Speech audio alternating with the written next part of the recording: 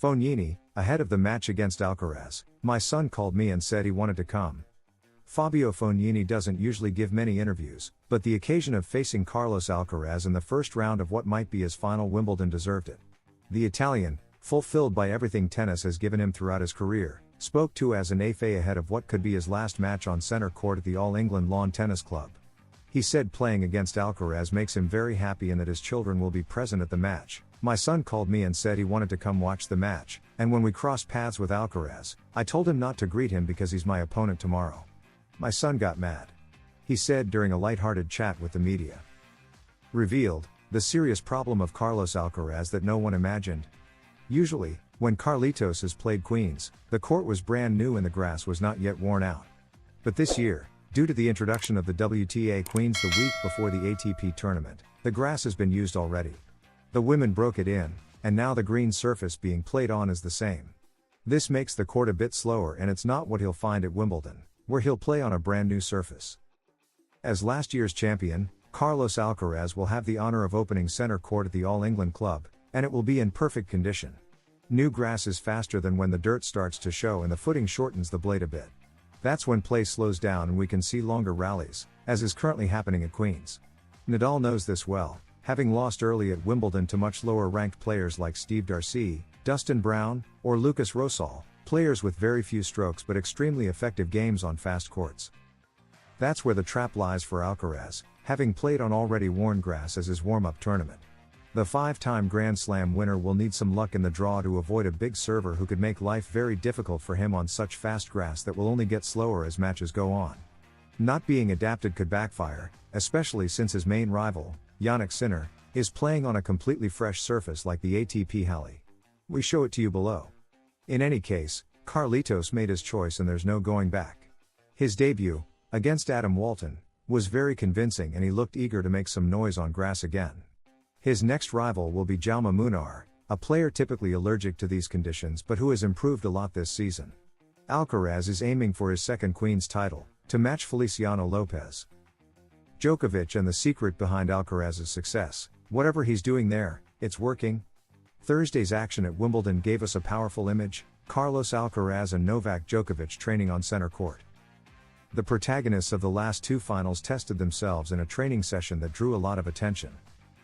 Before stepping on court, the Serbian spoke to the media and commented on the vacation Alcaraz took in Ibiza after winning in Paris.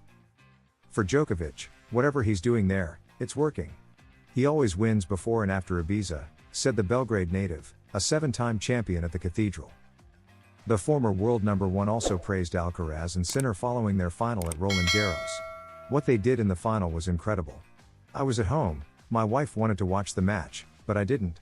We went out to eat during the first part of the match, but we came back and ended up watching it. And it was an amazing match.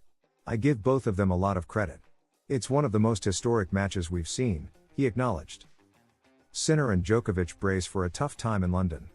The Wimbledon draw has not been kind to Novak Djokovic and Jannik Sinner, who will have to struggle from day one in London, unlike Carlos Alcaraz who seems to have a more favorable path. Wimbledon 2025 is underway, or at least from this Friday. The final draw and the matches we'll enjoy from Monday, June 30th, are known, along with the path each player will take toward the final on Sunday, July 13th. As always when luck plays a role, some players benefit more than others. Alcaraz appears to have a smoother road, while others like Jannik Sinner, Novak Djokovic, or Jack Draper will have to sweat from the start. Starting with the world number one, his first round opponent will be fellow countryman Luka Nardi, who on paper shouldn't be a problem, nor should the winner of Tseng Vukic in the second round. However, the third round could already be a real uphill battle, with number 27 seed and grass specialist Denis Shapovalov likely to face him. If he gets through, he'll likely meet Tommy Paul or Grigor Dimitrov in the round of 16. But the real turmoil begins in the quarterfinals. Lorenzo Musetti, who arrives with doubts, having not played on grass this year, or especially Ben Shelton, who thrives on this surface. Then Draper, Djokovic, or a surprise player, and then the winner of Alcaraz's half in the final. As for Noel, it's a rough road. He debuts against Frenchman Alexander Muller, and is expected to meet Daniel Evans in the second round.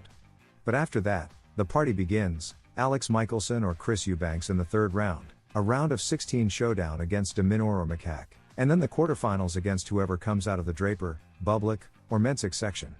before a possible semi-final with Sinner and a potential final against Alcaraz. Jack Draper versus the early round threat. The number 4 seed and home hero, Jack Draper, has drawn perhaps the most dangerous early round opponent, Alexander Bublik. The Kazakh had already hinted at his potential on clay by reaching the quarterfinals at Roland Garros, but now on his preferred surface, he's made another leap. At the ATP 500 in Halle, he won convincingly, defeating top 10 players like Sinner and Medvedev, and at Wimbledon, where his best result was the round of 16 in 2023, he wants to go further. He'll face Jaume Munar in the first round and likely Marozsan in the second, but the third round could pit him against Draper in a matchup worthy of the quarterfinals or even the semifinals. Draper must first beat Baez and then Cilic or Collington, but if both reach the third round, the winner could become a top contender for the later stages. Though Mensik could await in the round of 16 and Djokovic in the quarters, if they all get that far, of course. Strong criticism against Alcaraz. When you hear him, it's cringeworthy. The US Open has announced a significant change in the mixed doubles format. This mode will now be played in the week before the singles start.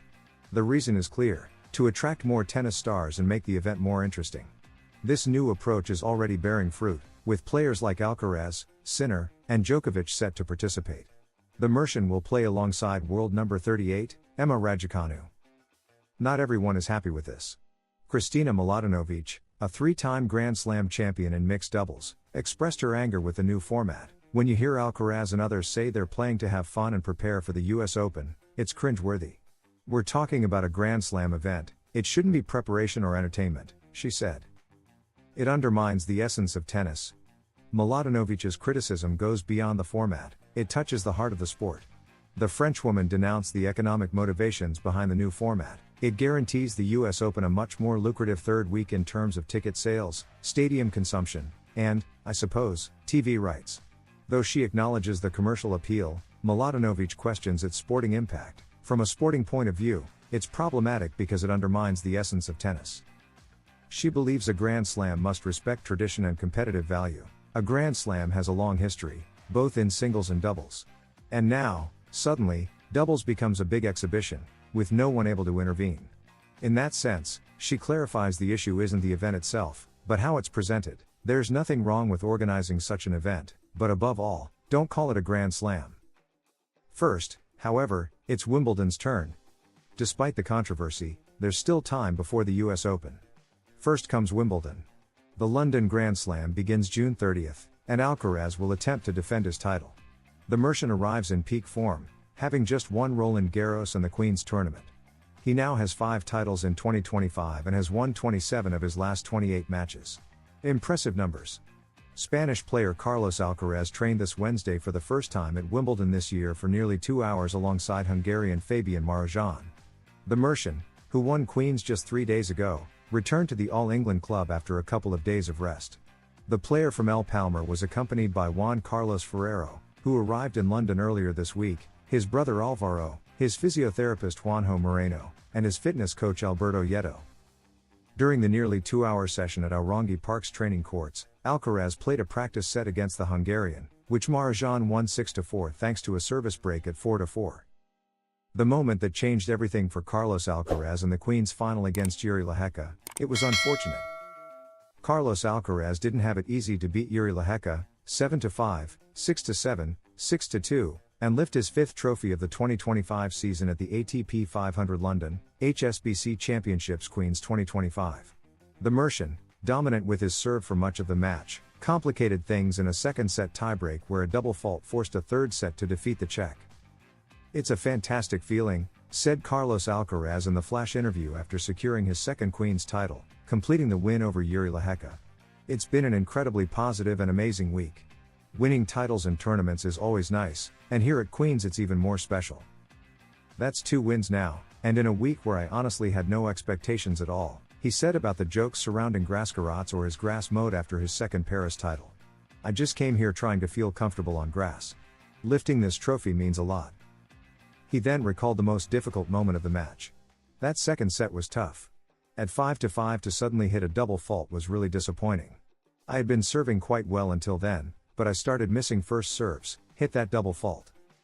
It was unfortunate, because I was controlling the match, staying even with serve in that set, feeling really good. But as always, Alcaraz relied on that mentality that's already turning him into a true legend. I tried to use that second set as motivation to do things right in the third. Stay in a positive mindset, think calmly, be clear-headed, reset, start over, keep calm and play my best tennis. That was a great moment this week, being able to turn it around, he concluded. Carlos Alcaraz responds about his relationship with Emma Raducanu.